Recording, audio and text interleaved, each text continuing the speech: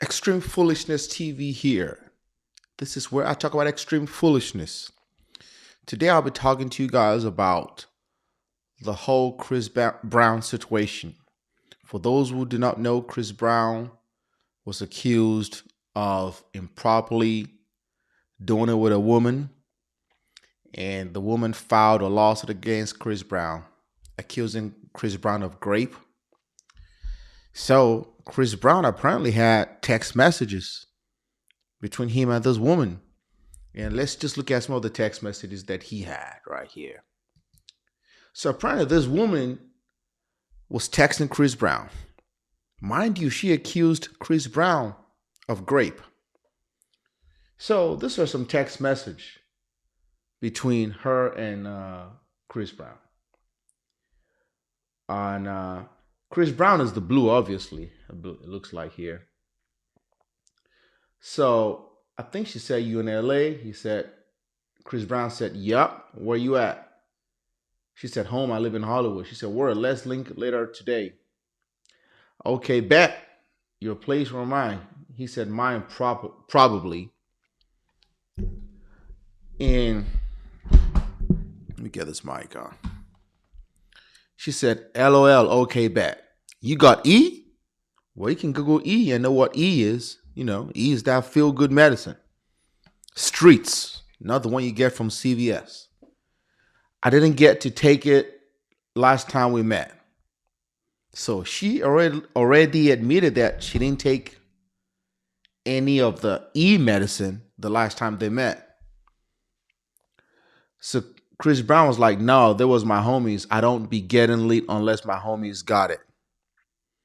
Okay.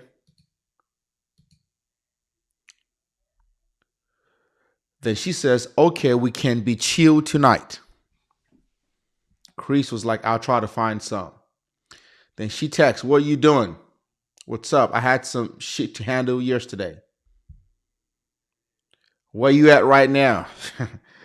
This text lingo's on a whole nother level. I gotta step up my game up. "Where you at right now, I guess?" "Why? What's up?" "I wanted to come over. LOL, I'm bored." You know she wasn't bored. You know she was horny as hell. That's why she wanted to come over. She wanted to get smashed. She said, "Make some time for me tonight." So obviously she's the one going after Chris Brown. She's going after him. She now texts, "Sorry I fell asleep, and no, I'm not. I'm on my period," shaking my head. She's like, "Oh man, she's on her period." That's a problem. And I have a question. Do you just be wanting to, I guess, smash me? Or can we hang out like on some chill shit during the day? Maybe Chris only sees her at night, so she wants to hang out during the day. It doesn't make a difference whether he sees you during the day or at night. The outcome is the same. I don't know why some ladies think that because a guy only wants to see you at night, that he automatically makes you less of a female. He can still see you during the day and it will be the same doggone thing. Day or night, it doesn't change the outcome. I guess in some exceptional cases, it may change the outcome. If he only sees you maybe around 1 in the morning to 3 in the morning, but he doesn't want anyone to see you with him during the daytime, that could be an issue. "I know you'd be busy. Okay, never mind. I'm sorry, I'm high. I just wanted to come over, but good night. Where you at? Can I come over? This is another date. It's April 4th, May 5th. Happy birthday, babe." Okay, she's calling him babe. Then on May the 7th, it looks like she said, "Where's your skate party tonight?" On June. So from April through June, she keeps texting him and didn't get a response back. So in June, on Sunday at 2:20 a.m., she probably was just thinking about him that morning, like, damn, will I ever be able to see you again? It looks like she sent something also in August. So this lady here obviously was not getting the response she wanted from Chris Brown. And I don't know the date she sent this. It looks like sometime before August. She said, "You are honestly the best eggplant that she's had. LOL, I just want it again. Why you playing with me? I know full well I wasn't pressing, whatever, but you get the gist." The sad part is that, thank God Chris had receipts. He got the text messages. Because if he didn't have the text messages, you know what could have happened? The Me Too culture is going to go out there and bring him down. And all too often, a lot of women have falsely accused men of grape. And because of the Me Too culture now, they'll just attack the man. It's like you're guilty until you're proven innocent. Your career may be damaged. Your livelihood may be gone just because somebody lied. A female lied on a dude. And this happens so many times. I've personally seen this happen a lot. Even in my profession, I see it a lot. A lot of women will just make up stories because, they were having a bad day, or maybe the guy was not talking to them anymore, or their friends are telling them, "Oh, why did you sleep with that guy? Why did you give up the goodies so quick?" And she would just automatically cry and say, "Oh, it was Grape." But more likely than not, these women get away with lying, even when they get busted. Something needs to be done.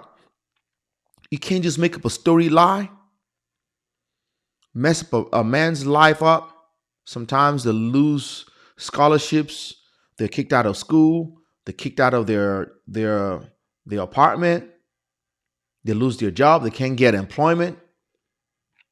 They got to face this fake charges just because a woman lied on them. And I know that they're going to be some real victims of grape. But if you're not willing to go to the police and have this man prosecuted, but you just want to run and go file a civil lawsuit under a Jane Doe. So not only are you not disclosing your name, you can file under a Jane Doe, protect your identity, mess up a man's life, and try to cash in. So, and there are always crazy lawyers who would take this case. Like the lawyer who took this case now, I think she dropped out. Let me see here.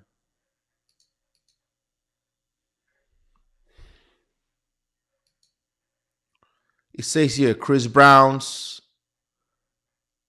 Grape accuser's attorney withdraws from the case following explicit text messages leak. So her lawyer has withdrawn from the case. And I guarantee you, this lawyer may have seen some inconsistencies in the story, but she just wanted a payday. And this lawyer has also been accused of doing some shenanigans. I'm not even going to talk about that. But you get the gist. And with all this Me Too movement, cancel culture, attacking men who have been lied on, if this did not happen, if Chris Brown did not have these receipts, he may be done.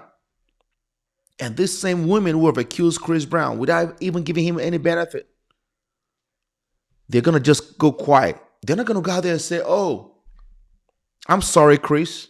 I lied on you. I'm sorry. I shouldn't have said this." They're not going to say that. They'll just go and hide it. This is sad. And Chris Brown should file a counterclaim against this woman,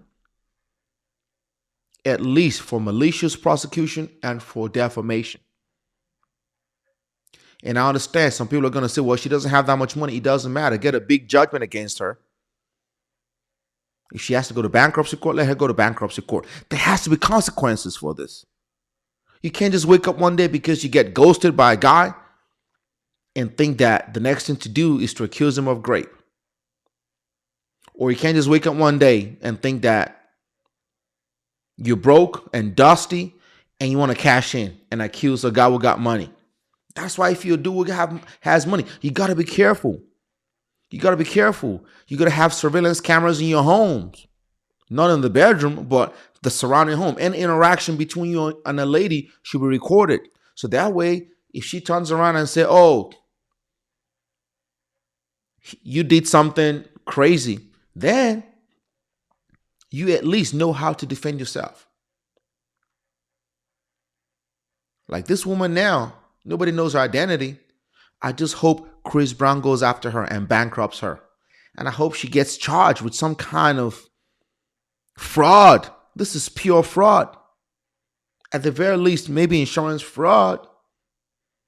If Chris Brown has insurance, I'm sure he has insurance. This is classic fraud.